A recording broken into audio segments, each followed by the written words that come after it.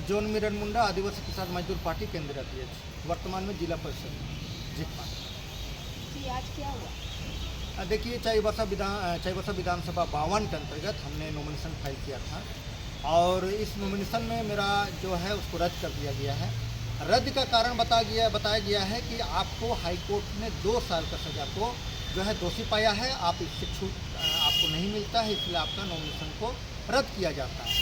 लेकिन हम इस मीडिया के माध्यम से कहना चाहते हैं कि 2024 का लोकसभा चुनाव इसी निचला कोर्ट का 2 साल का सज़ा हमने हाई कोर्ट में गए तो वहाँ पर आदेश पारित हुआ और उसी आदेश के तहत हम फिर उड़ीसा चले गए। यही 2024 का लोकसभा चुनाव में क्योंझर जिला से हमने विधानसभा चुनाव लड़ा, यही 2 साल का आदेश पर।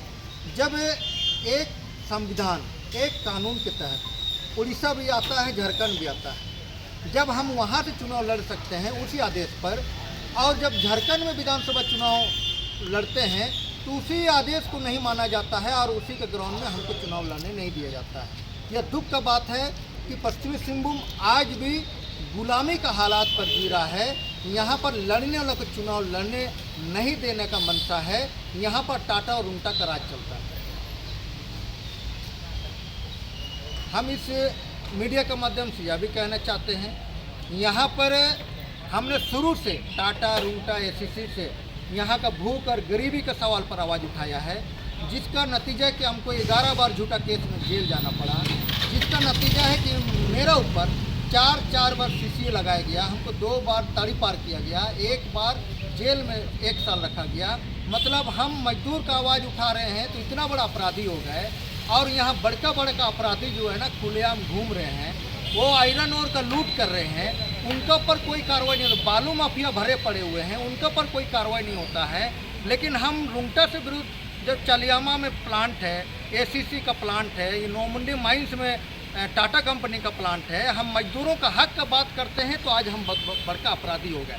हम यह भी कहना चाहते हैं मीडिया से कि इसी जिला में माओवादी का आतंक है, इसी जिला में उग्रवादी जो है फल फूल रहे हैं और उनको सरेंडर किया जाता है मुख्य धारा पर लाने के लिए। उनको बोला जाता है कि आप विकास के रास्ते पर आइए। और हम संविधान को मानते हैं, हम चुनाव प्रक्रिया को मानते हैं, और जब इसके लिए आवाज़ उठाते हैं तो हमको माओवादी से भी बुरा माना जाता है और उस हिसाब से मेरा ऊपर ये कार्रवाई होता है। कहने का मतलब है कि यहाँ पर आप हथियार उठा करके यहाँ पर डीसीएसपी के पास हथियार सरेंडर कीजिए और 15 लाख 1 करोड़ का इनाम अगर है तो आप उसका लाभ लीजिए। लेकिन लोकतंत्र को मानने वाला आदमी को कोई इज्जत नहीं होता है, उसको चुनाव प्रक्रिया में जाने से रोका जाता है। हम कहना चाहते हैं कि आप एक तरफ बोलते उग्रवादी खत्म हो और दूसरा तरफ उसी उग्रवादी को बोलते हैं कि आप सरेंडर नीति कीजिए।